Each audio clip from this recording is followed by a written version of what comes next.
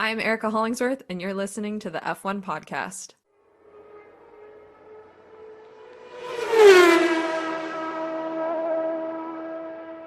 What's up, everyone? It is Ricci from the F1 podcast. Today is March 18, 2024, and we are recording this a couple of days before the Australian Grand Prix. I'm here with my co-host, Andrew Cleary. And for those that don't know, or have you known, is we've been missing a number three or third musketeer on our team here at the F1 podcast, and we are so delighted and honored by the presence of Erica Hollingsworth to be back. Welcome back. Oh my gosh, thank you. It's amazing how easy it is to forget that you have things that you're supposed to do outside of your day job when you take a couple weeks of vacation. But Don't you I'm find that when you so come back from vacation, it's like double the amount of work at that point, even triple? typically I lucked out this time. I will admit it's pretty slow at work right now, so it wasn't too crazy. Yeah, some people are like, "Wow, I came back refreshed from my vacation and I'm ready to work again." And I'm like, I would enjoy more of that vacation, please and thank you. But you know what? This isn't work. This is fun. I'm excited to talk about the season and some of the crazy stuff that's been going on the last couple of weeks as we head into the weekend. So I'm excited to be back, y'all. Yeah, we've definitely missed your presence on the pod, so we're very happy you're back. We definitely missed your You know, presence at our watch parties because everybody came up and said, "Oh, where's Erica? Is Erica here? Is she coming yet?" We're like, "No, unfortunately, she's not here." You lose. Bear of bad news. So what was the joke that we were making that we were so great for voice, but when people saw us in person, they're like, "This is it." yeah, Is it like you have the face for radio comment was kind of the thing people were Pretty saying? much. That was more like great, and let's be real. He just Yeah, I was gonna say that's gotta be someone you know well, not just a random person. Can you imagine someone you've I never think met I even before? said that about myself, to be fair. You want to see me do it again? But it looks like you had really good turnout the last two times. And you know Yeah. what? I know the race times are not great, but hopefully when Miami rolls around and some of these other upcoming races, maybe it's time to mosey on back over to Trinity for the race, eh? I mean, you don't have to tell me twice. I'll be there in a heartbeat. But let's kind of get into what we want to kind of discuss. So we're back with the week that was in Formula One. I know it's only Monday, and there's still a lot that could happen. But surprisingly, there's been a couple of articles that have raised our eyebrows in our Google Docs today. And the man, the myth, the legend, Guenther Steiner, no longer with Haas, is now an F1 contributor. And that guy is the most relaxed I've ever seen on the grid. He's not stressed. He's relaxed. He's just a breath of fresh air. And we talk about fresh air.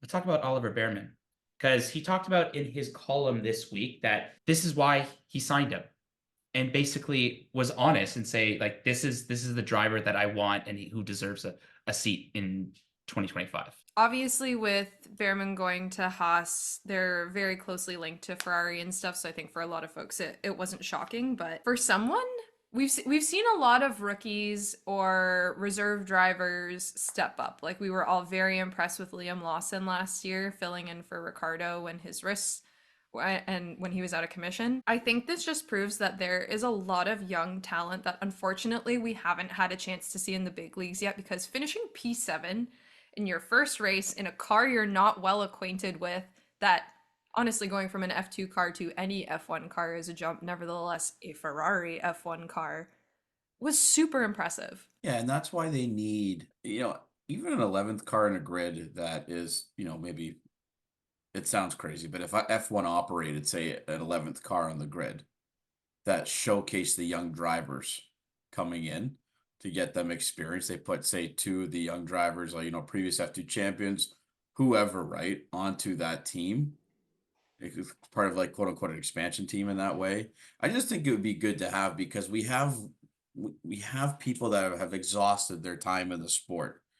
And it's come apparent, there are certain drivers like maybe Lance Stroll and Daniel Ricciardo is getting into this mix now, where it's like their time has come and it is gone in F1. And we need this young blood to come into it, because I think that's going to make the racing more exciting. And I think it's going to attract new viewers to come in as well. Andrew, I hate to put you on the spot here, but what would you call the team? Young if this Guns. is Oh, okay. Ooh, Young Guns, that's a fun one. Yeah, I think we could be supportive. I mean, we've been talking about this for a while, even like the Andretti trying to come into Formula One again, and just give extra spots for like people that don't normally get the opportunities to drive in F1. And even, will be interesting to kind of see how this contract negotiations go for a number of drivers into this year and potentially onwards. And speaking about onwards or long time, Guenther was pretty honest about his opinion about Haas. He said, quote, "I stayed at Haas too long. When you step away, you get clarity and you can see what you need to do. While you're there, you're in denial. You think you can do it, but you cannot." And he goes on to say is you can still fight for being seventh, eighth, or ninth, but you couldn't fight for podiums without the same weapons or other guys. Doing that in the long term is not what I want to do in life. I don't want to be seventh again.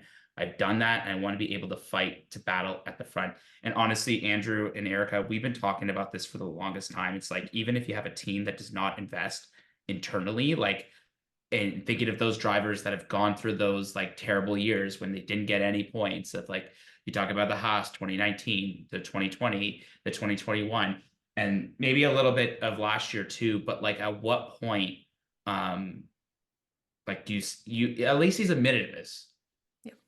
And he was the face of Haas, for better or for worse. I think he's been with them since their inception. I believe it was 2016 is when their first entry was.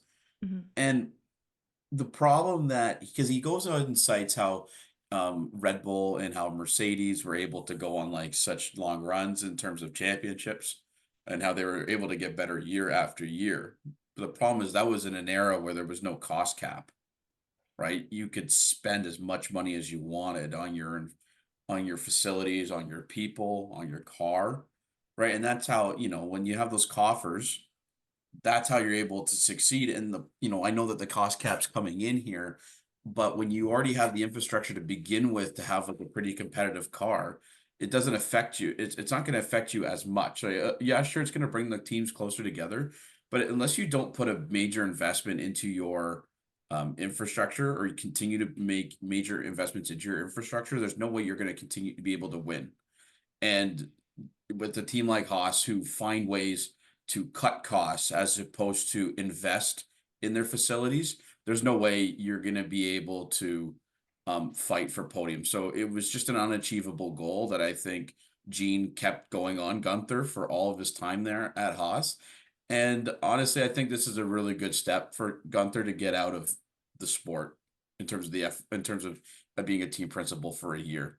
But I think, as you mentioned, Johnny is thriving in his new position, being a presenter, going around and just enjoying life, right? He's not even having to worry about, quote unquote, oh, fuck, I got to call Gene after the race and talk about it. Every time on DTS when he goes and talks to Gene for 15 minutes behind closed doors, it's funny how those little stresses in life, just when those go away, you can just kind of like, again, open, your blinders go away and you can kind of see the world as it is. And now there's so many opportunities for him. Like, he can present, he could go back into the sport if he thinks he wants to with a better team in a new role. There's plenty of ways forward for Guenther. So I think his comments were definitely fair, but I think for him to get out of the time he did is the right decision. Even though he was told not to come back, I think it's a blessing in disguise.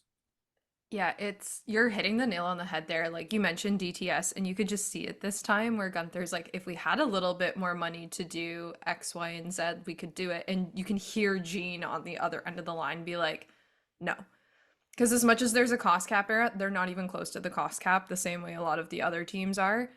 And I think not only do people not want to work for the team because of the reputation at Haas, but if you think about it, when it comes to cost, you kind of have to spend money to get the top talent. And if you don't have the money, you're not even close to cost cap, you're probably not able to offer salaries and wages that are going to attract the top talent people who are the people that you need in order to be fighting for podiums, right? Like, it's a mix of not being able to invest in the car, not being able to invest in the facilities. Like, I'm pretty sure they still don't have a sim, right? Like, they don't have a sim for their drivers. Exactly. That's absolute insanity to me. How do you expect someone to compete when they don't have a sim, and Max has a sim that he can use 5 days leading up to the race to memorize the track like the back of his hand, right? Yeah. Like, I don't know, I'm pretty good at Mario Kart, and part of the reason I kick ass in Mario Kart is because I know the maps super well and I know when I need to turn and drift and do all this stuff, right? So it's really hard to expect yourself to be on fighting ground with any of the other teams on the grid, because even Williams, even Alpine, I mean, Alpine this year, well, you cannot expect them to be on even footing when you are spending fractions of what these other teams are. And Guenther is competitive and he wants to do well, which is why it's easy to put the blinders on. So If it's like such a rinse and repeat too, or just you're lacking innovation to kind of look at other drivers, because like look at the nothing against Kevin Magnussen and nothing against Nico Hulkenberg, but like, you know, they're going back to some of the older routes in an attempt to think like, oh, let's try to do some of the driving or get some of those results that we were able to achieve in what 2018, 2019. Mind you, they've looked much impressive this year, despite it doing all those laps in Bahrain at testing. So they've shown, but just that kind of mentality. I think that was kind of refreshing to at least hear Guenther Steiner talk about that in this article. It's just, it frustrates me when I see the stand, like when I see the Haas is just history, right? And how they went from 29 points, 47, 93 in 2018 to being fifth, like a midfield contender. And Gene, you don't invest in the team at that point. Like, come on, man. Like, he went different approach. He wanted to get major sponsorship deals as part of the 2019, and that's backfired on his ass. But you really know you have to put money in the team as a whole to really be able to come out. So yeah, to me that was the frustrating part of this whole this debacle. But nevertheless, did they Well, increase the amount they invested over the first couple of years? Like when they entered in 2016, was it less than what they were doing in 2018 when they were starting to score more points? it's a great question. I'm just curious because it's proof that like clearly at some point the forward momentum was enticing to Gene if that was the case, but if it's not anymore, it's like what are you doing? Also, who are your partnerships and sponsorships people? Because if that's the route you wanted to go, clearly they didn't do a good job vetting these people. Do a barrel roll. Speaking about development, so Damon Hill came out in, I think it was the Daily Mail or a number of articles. You know, I think a lot of people are having already concerns of the season about a Red Bull dominance, but I found this kind of his comments really interesting this past weekend. He said, quote, with Max Verstappen winning, it's causing a difficult problem for Red Bull's chiefs ahead of the Australian Grand Prix. He's suggesting that like a lot of their team will lack motivation to make performance improvements with no need to concern themselves with those marginal gains from other teams. And I mean, Andrew, you were joking before Erica gets on, like you and I were talking about this. It's like, but that's still like that's the Red Bull way. They're still gonna like. Do you think they're gonna stop? Like look at Adrian Newey. He had a choice to stop development. Like he could have just carried on with the same iteration of last year's RB19 to this season, and it would have still been good. But no, he went a different direction. He went a more innovative approach to the car, and look how much time he's gained. He gained like 6/10, but comparing from Saudi Arabia last year to this year in terms of the track, and that's what, and that's why I don't think Red Bull will be, you know, rest on their laurels, so to speak, because we were shown this year that they didn't. Now, is it going to get tougher when their talent starts getting poached by like Aston Martins, by Ferraris, by Mercedes? Yes. And that's clearly been shown at Mercedes, right? After 7-8 years of dominance, and they lost some key personnel, and they have been on the back burner ever since. But a lot of that was due to car design and, you know, changing of car concept in that case. Nevertheless, I do think the pain of losing to your biggest rival 7-8 years in a row in the Constructors' Championship still eats at Red Bull, and they're going to keep going until I think they just have that mentality where they're just going to keep going and until they get beaten, and then they'll reassess from there. It just, the whole comment makes me laugh. We all grew up playing sports rather competitively. When your team was winning or at the top, were you or the best players on your team like, this is cool, we don't need to work hard anymore? No. You're at the pinnacle of sport in F1. You're not just going to be satisfied to keep doing what you're doing. That's like not how sports work in any way, shape, or form. And also, these are very complex organizations, and anyone worth their salt who's ever taken a management course and knows about high performing teams knows how to keep motivating people, and that greatness begets greatness. So to think that people are going to get lazy and like kick it back, like, I don't know, Damon Hill was racing in the 90s, right? Like, maybe it was a different environment in Formula One back then, but especially now that we have a little bit more Americanization of some of the teams, and we all know the States is just like go, go, go, go, go, go, go, go, go, never settle, never do whatever. I think that's such like an out of touch comment to think that everyone at Red Bull's going to get lazy and not be able to keep innovating. I'm sorry.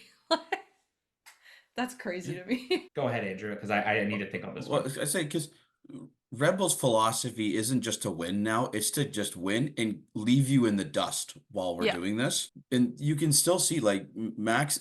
Max is like I think he was 18 seconds ahead of Ferrari last weekend. He was a dominant, like 25 seconds ahead of them in Bahrain. He doesn't want to just win. He wants to beat the crap out of you with his car, like on the track.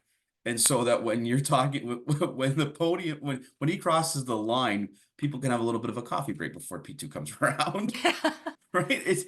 It's just domination on another level. He only knows one speed, and that's 110%. You know, the full max, maybe we should say. The full max. Hey. And that's the attitude that all the team should have, right? Because he is the star. If I'm Max right now, I'm trying to figure out how fast I can go so that I lap every other car on the grid, including my teammate, not just the people at the back of the pack. Because I think, one, we'd get some great radio feed out of that. And two, it would just be kind of neat to see how fast can a car go. Not only that, it's just because he's so far ahead. He jokingly tells his team, he's like, "Can I go for a pit right now?" Yeah. Was it last? And he's just like, "Oh, do you guys want to practice your pit stops?" But I love that because it's a shout out to the other teams in a way, saying get your shit together because we have the luxury of being able to do this. Exactly. It's only going to drive competition more if there comes a point where Red Bull do get lackadaisical in their performance approach. Then I think there's going to be a lot of questions to be asked, right, at that point. Lackadaisical, what a word. What a great word. Nice Yo, choice. Andrew, you're on fire today. Yeah, I'm loving it. Someone's been doing their Duolingo brain problem stuff there. Expanding the vocabulary. I'm here for it. You know, the Australian Grand Prix coming up this weekend. They did accommodate the drivers by starting at a 3 p.m. local time. Again, Erica, what was you were there, you were in New Zealand, so I'm very close to Australia. What was the temperatures like around like 3 o'clock local time? Yeah, so New Zealand, the climate's a little bit different. Australia is a little bit hotter. But they're entering fall over there, right? So it's been in the mid 20s, some days like a little higher, pretty humid still, but it's starting to cool off a bit. So the same thing's going to be going in Australia. And I think this works out for a couple of things. One, they haven't had daylight savings time yet. So think about when the sun's going to be setting. Think about the changes in temperature. I think it'll be an overall better racing experience for everyone because you're hopefully not going to get as much sun setting directly into your eyes type of thing. And also hopefully not as dramatic a drop in temperature by starting at the time that they're starting this go about. And I think that was a big issue last year, right? With regards to the end of the race, is how the temperatures dropped and the tires got so cold with the new, and then when the new tire blanket rules that didn't allow them to heat them up, that's why they got 3 red flags by the end of the day on it. Yeah, like it made for an entertaining race, but I don't necessarily think it was a good race for anyone involved when it comes down to that, right? Yeah. So usually things won't start cooling off there until well after this. Like I would say stuff probably won't cool down until like 7 or 8 o'clock at night, as you would expect at like a late summer, early fall kind of day. But hopefully this is making for cleaner racing, and any of the action we see will be because of overtakes and stuff happening on the track, not necessarily red flags causing delays in the rest of the race, like we saw with the dramatic difference in temperatures from the start to the end of the race last year. So fingers crossed. Really interesting. When I posted that Sky News, it had Daniel Ricciardo, Oscar Piastri, Valtteri Bottas, Ricci. I thought he was Finnish. But turns out he's actually an honorary Australian, not by the government, but I think he's got like a really big fan following. And I just got confirmation Trinity Common will be open to watch the race. So if you want to go watch the Australian Grand Prix this Saturday, I guess midnight/Sunday, it will be open to watch. So head on over and watch it. But yeah, it was a really interesting. I don't know if you guys saw this on Reddit or something. There was a presentation by David Croft. He got some sort of award or hat. Like the man is a legend in Australia. I love it. Like he started dating Tiffany Cromwell, who's a big figure in Australian cycling, and he has just embraced the like kookiness, I want to call it, because I feel like Aussie culture is very just like whatever floats your boat, roll with it.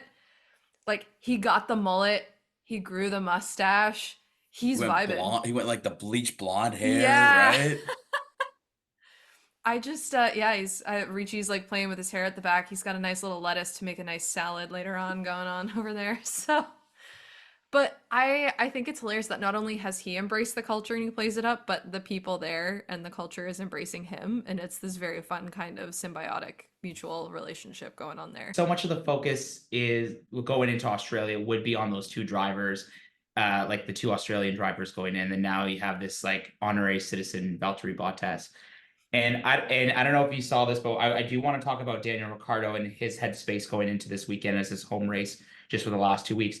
But also, I don't know if you saw, but Oscar Piastri is like on the Melbourne, or I forget, Australian transit line. He was doing radio commentary, or like just like your train is arriving or something like that. Just kind of getting everyone excited for the Grand Prix. But I think all eyes, like I think Oscar's fine. I think speaking of the two Australian drivers, but all eyes is going to have to be Daniel Ricciardo, his home race, and just judging that, he's probably gone through a lot these first 2 weeks, and it's just not been the greatest of starts for V-Card. What do you think if you were his team manager? What do you tell him this weekend? Like, step it up or else? No, seriously, step it up. You've looked abysmal the first two races, and you've kind of given the haters all the fuel in the fire right now to call for your ass to get out of here.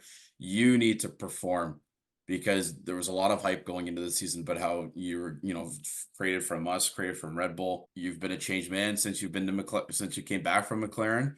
But no offense, Dan, you are looking like the same driver that you were at McLaren in the last two races. So really need to pick it up here, and in front of your home crowd, that should be enough motivation to really be able to beat Tsunoda.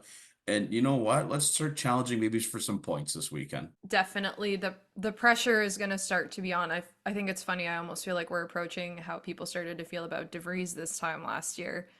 But if you think about it, last year, AlphaTauri had such a difficult time with the car that I think many of us were like, yeah, De Vries isn't doing so hot, but also it's a trash car, and it's like Yuki's just doing God's work with it. But Yuki's doing really well this year, relatively speaking, like with the car that he's in. And you would expect that someone more tenured, someone who's been in the Red Bull seat, someone who has been at one of these other major teams, would come in and either turn the team around and help them so much more with the car and its development, or be leading the charge, kind of like what we saw Alonso do at Aston Martin, right?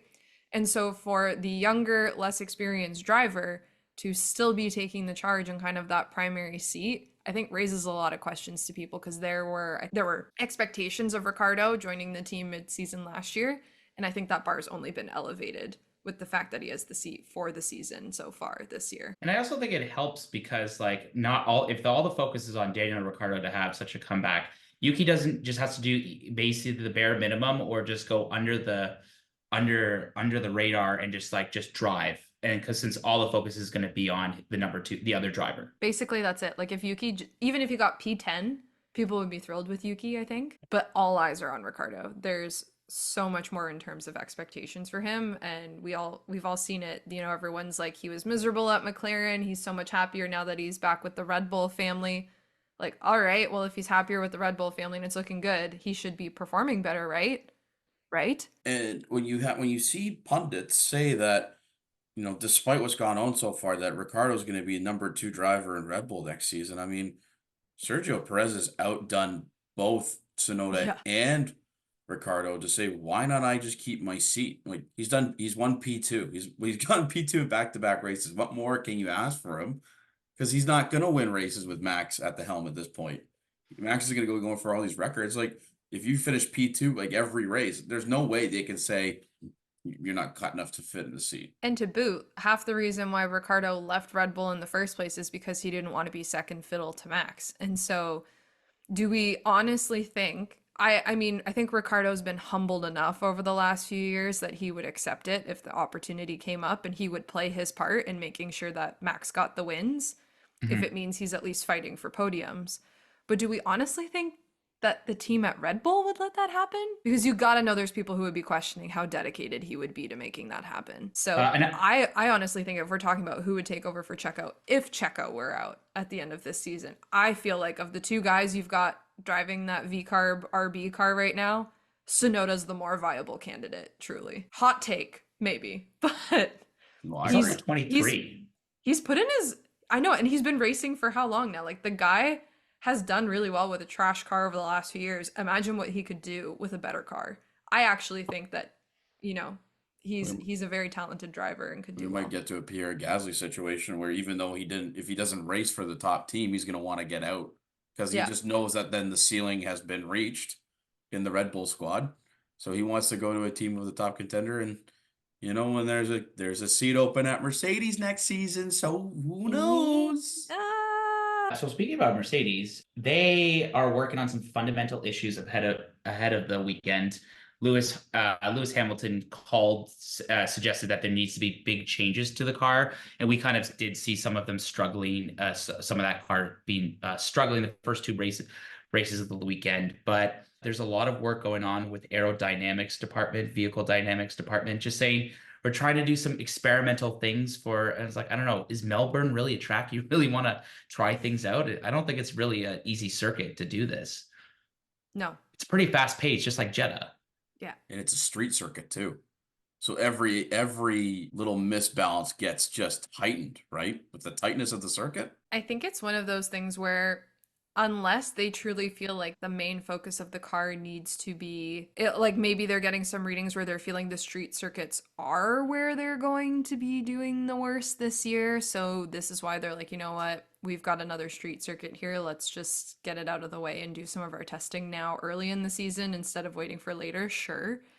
But I feel like the issues with Mercedes go a lot deeper than just maybe, you don't have enough downforce for some of the stuff that you're hoping it would on a street circuit or something. So I'm curious because I hear experiments and I feel like we're just going to have angry drivers like we did in 2022 where George and Lewis had very different cars and we're just trying to make things work. But who knows? Maybe because Lewis knows he's on his way out, he's a little bit more open to it than he was in years past. Are we anticipating rain this weekend? Oh boy. Let us Ray would look make it at a the lot of fun. forecast. Carlos Sainz's recovery, is he scheduled to go this weekend? Or do you just play it safe and take Ollie again? I feel like he's going to be back. It's been 2 weeks. I would assume he'd be back because it's been How 2 long, weeks. And how long was Albon out?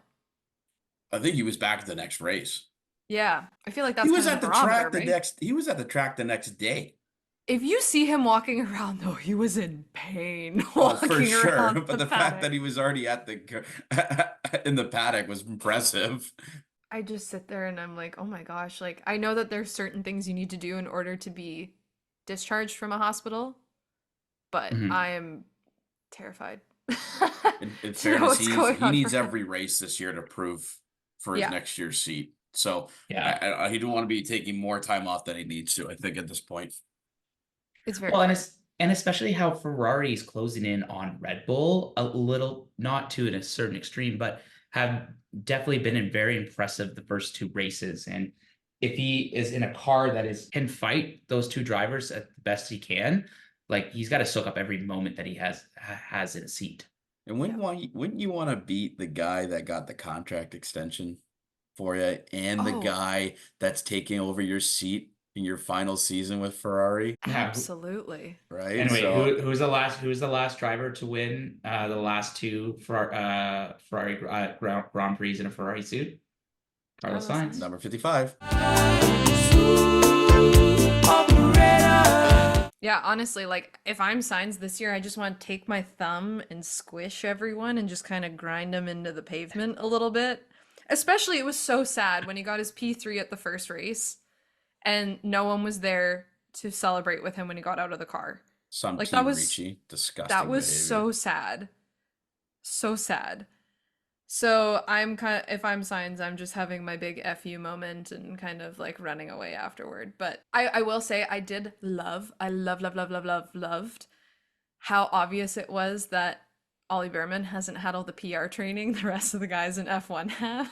Have you seen some of the post-race interviews? Or not only that, he just has no, like I say this is the nicest way possible, no friends, because he was like a lost duck leading up to the race. Nobody wanted to talk to him. There was that, but also it's like, if you think back to Charles when he was new to F1 and especially to Ferrari, how many times he put his foot in his mouth in a post-race interview, I was just having flashbacks, and I'm like, you know what? He might have the talent of an F1 driver, but if he's going to get that seat, he might need to polish up a little bit. So maybe I do want him to race for Signs this weekend, just for the lols and for the memes. Yeah, I just want the lols and the memes. I think that's where I'm at right now. We're only in round 3. Go ahead. If my team can't get a win, I gotta get my kicks somewhere feel else, you. right? I feel you. So speaking about McLaren, where do you think Oscar and Lando will end up this weekend? I'll be honest, I see them putting the pressure on the front of the pack. I feel like that P4 to P7 range is a very comfortable place to say that they'll go. Because I've honestly, I don't know if it's just I have PTSD from the last 2 seasons, but they're starting in a much better place than I expected them to. Seeing how they raced the last 2 weekends, knowing that for both of them, you know, with momentum, they tend to do better as the season goes on.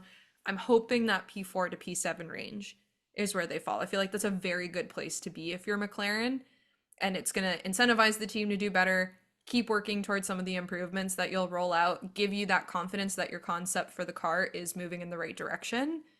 And also, I think is still really good. Like, Oscar's still a very young driver, still not particularly used to being at the front of the grid until the second half of the season last year. And for Lando, you probably know, looking at the Red Bull for sure, but possibly also the Ferrari, which is looking pretty good, honestly, that you're likely not going to be getting podiums all the time, but you're going to be close. So I would love to see them near the front putting pressure on the podium, if not getting like a P3. I just want to wish a happy birthday to the one and the only, the special Mike Crack. It's Aston Martin's team principal's birthday today. Mikey, I wish you nothing but the best, and I hope your boys deliver for you this weekend. Where are you thinking that Aston Martin will finish up this weekend, Clary?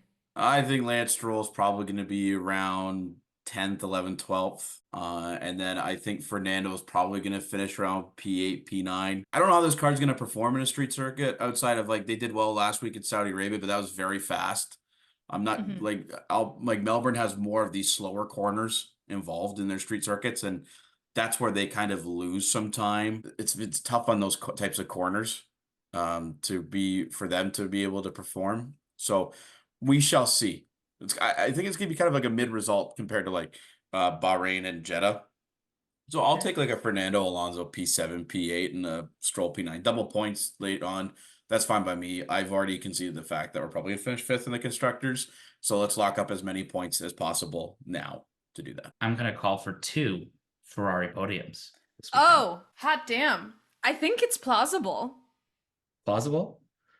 Yeah, because I think, you know Max is going to run away with it, but Checo can be all over the place and maybe not quite clinch the podiums like we think, right? So we could see a double Ferrari podium. I don't think that's out of the realm of possibility. You find it funny that Ollie Bearman is P10 in the World Drivers' Championship right now? He's going to get more points than some of these drivers. Yeah. If you're Pierre Gasly right now, you are you're sitting there at home and you're like, this is absolute bullshit. I don't understand why this is going the way it is. That's a team that needs to get their ducks in a row. Not only do they need I don't even think it's ducks in a row. I think it's like herding cats over there right now, and it's just you can't organize your ducks because they're just all over the place right now. Oh my gosh, but they have a slow car, terrible engine, bad team dynamics. It's just awful. So yeah, our teams, I think we're feeling halfway decent about, at least in comparison to Alpine heading into the GP. Okay. So that's where we're at. On that note, let's wrap up season 4, episode 6 of the F1 podcast.